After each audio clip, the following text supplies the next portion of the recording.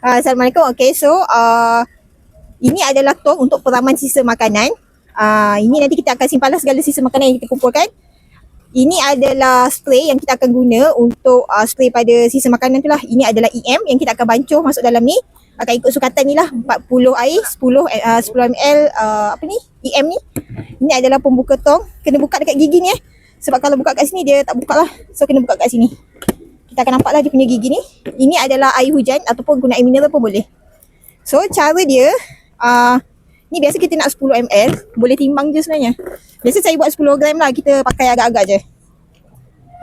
So saya biasa anggap 10 gram tu sebagai 10 ml. Kita on.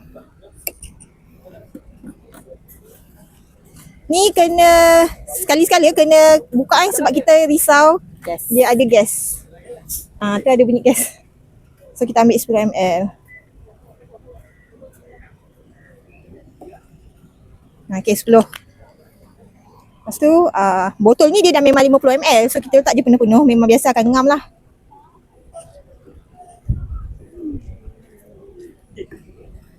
Okay, sikit lagi.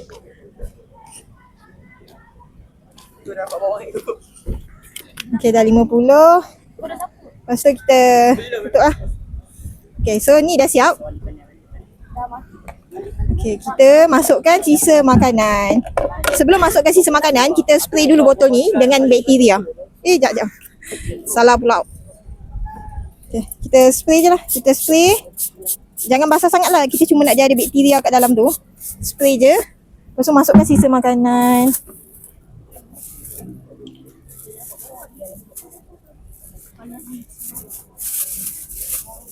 Okay, letak pada tangan. Okay, so ni kan kita masukkan. Kalau terlalu banyak, sebaiknya kita buatlah beberapa lapisan. So macam ni kita dah letak. Macam ni kan. Okay, kalau macam ada plastik ni, sebaiknya kita buang. Sebab kita tak nak ada plastik lah dalam ni. Okay, so kita dah buang. Okay, lepas tu kita ambil ni.